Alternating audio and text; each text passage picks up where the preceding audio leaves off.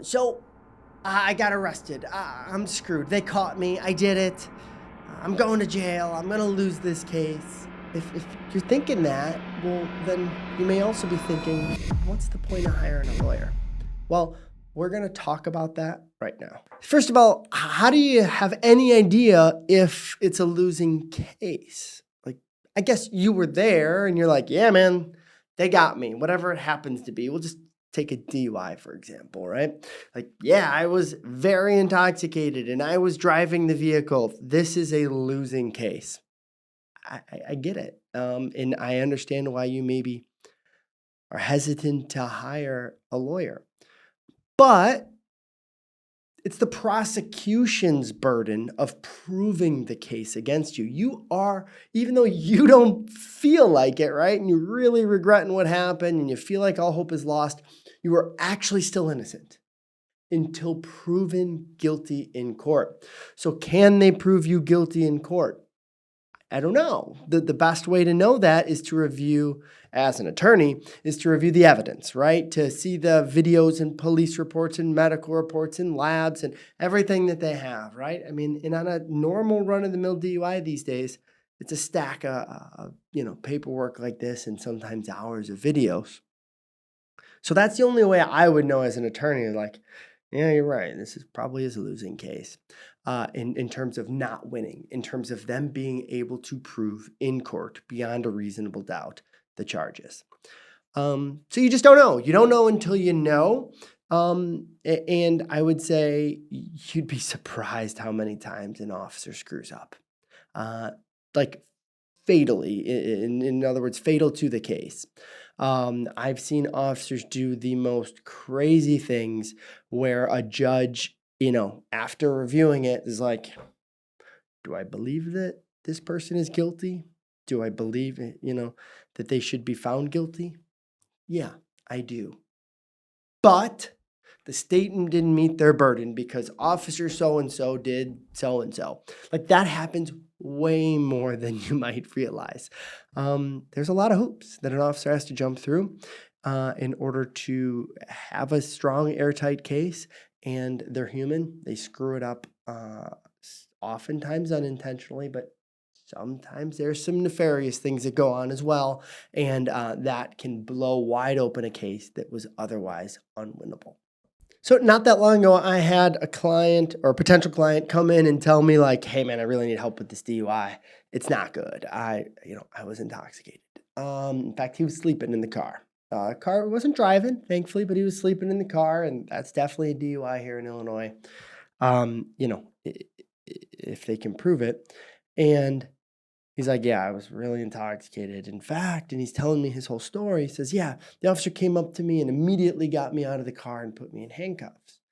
And the client's describing this and he doesn't think anything of it. He's like, the officer knew right away I was really intoxicated. And I'm thinking to myself, okay. And we wind up representing him in court. I get the videos, and that's exactly what happened. Officer was like, you're, intoxicated, you're coming with me, throws him handcuffs, puts him in the car, tows the car, takes him back to the station. Well, that may seem all fair and well, but the officer clearly made some assumptions there. There's actually a process that he has to follow.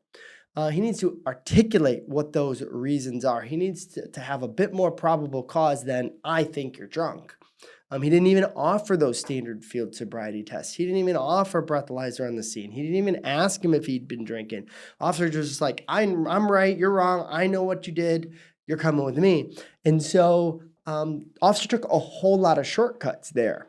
And we were able to get the case thrown out. I know a lot of people don't like hearing that, but we were able to get the case thrown out. We ran what's called a motion to quash and suppress evidence based on the officer making these shortcuts. In other words, we held the prosecution and the officer to the burden of proving beyond a reasonable doubt that the charge is what it is.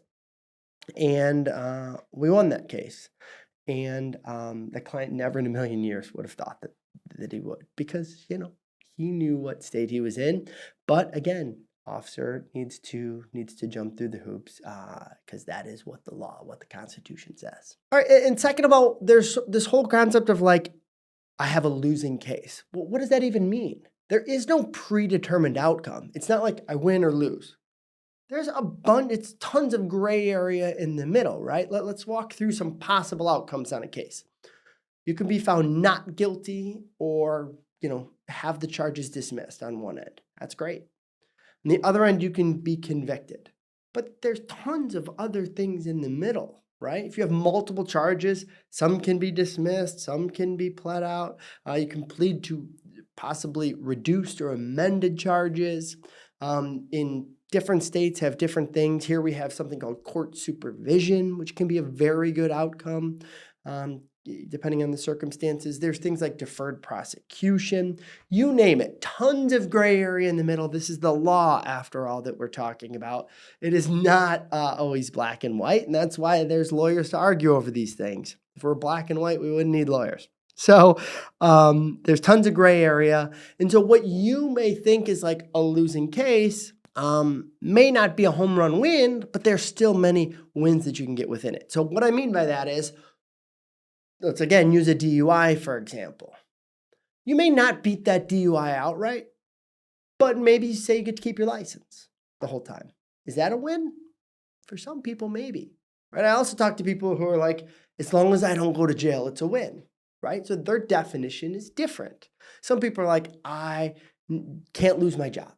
Right? I don't care what happens to my record or whatever, but I just got to keep my job. I got a family to feed. Okay. So that would be a win, right? And a good lawyer can tailor their representation to that. Immigration concerns, professional licenses, driver's license, you name it. There are so many individual concerns that somebody may have as they head into a criminal charge like this.